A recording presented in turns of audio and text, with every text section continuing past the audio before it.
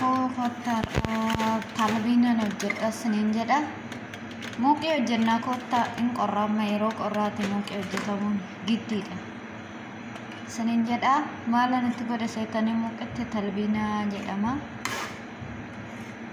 Mana hundaatu hin jirani beektu ta'a kottaadha qorra kanaan isinan obaasan isiniin jedha.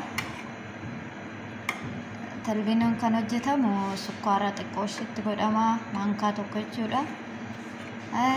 Daakuun isaa immoo maankaa lama zaafaraan aannan jechuudha kan ittiin hojjetamu bishaan ittiin godhamu aannan qofa bichaadhaan hojjetama.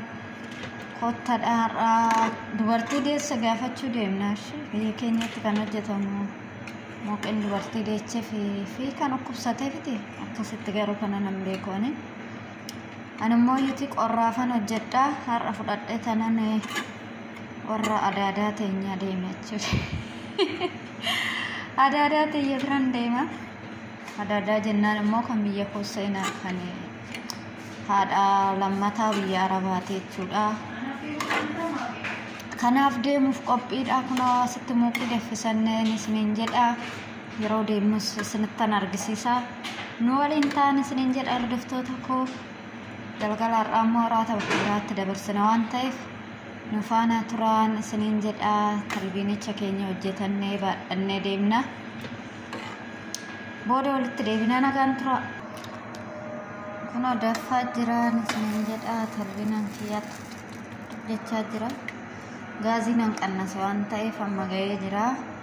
Irraa baasadheen fudhadhee deeman isiniin jedha hordoftoota koo na duukaa bu'aa.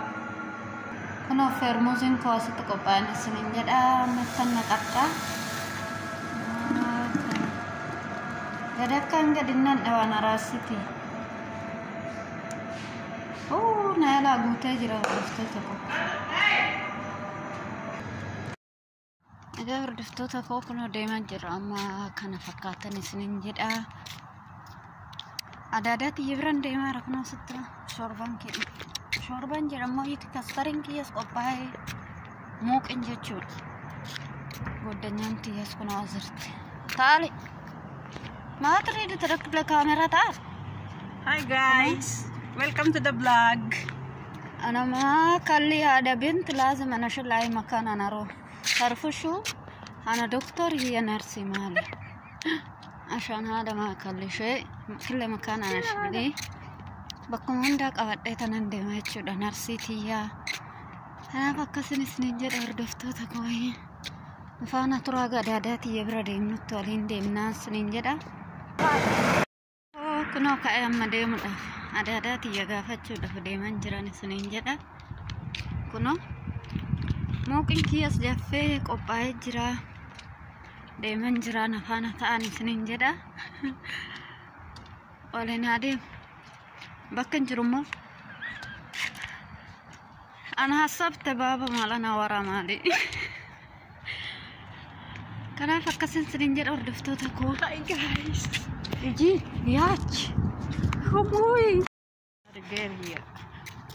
كوني ورا الله كأني تسنجر أقول كلا كوتا.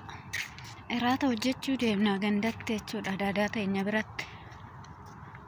أنا أفنو فانا ثاني سنين جدا كوتا وري ألف عمولي جرتاني ما وري أزرتاني قد دفعتي كوتا سنين جدا سناني لوكيشني سني فانرجع ممكن دفس كناس أراسي وجنين تاني أراسي ويتون جرتور قالا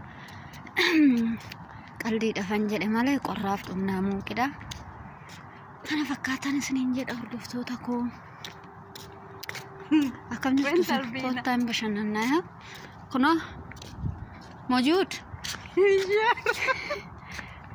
كان فكرت سنين جد كوتا ورا دادا تينيا ديمنو هبابا بريدة جرا لغا فكرت سنتان أرجسيسا سكان وانت تعال تعالي هه كايسا أدرك يتوكل أرجت يا ستنا يا أنا في ورا والله سنين جد هبابا أنتم بريدو هبابا أنتم بريدو نسنين جد ديما سلا ورا بفو أصل كرامبول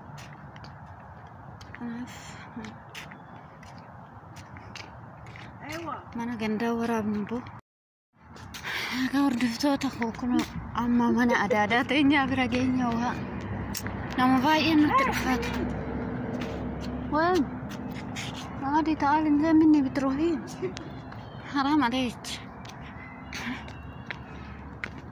Kun immoo warra oosuma keenyaatti. Kun warra oosuma keenyaatti isiniin jedha.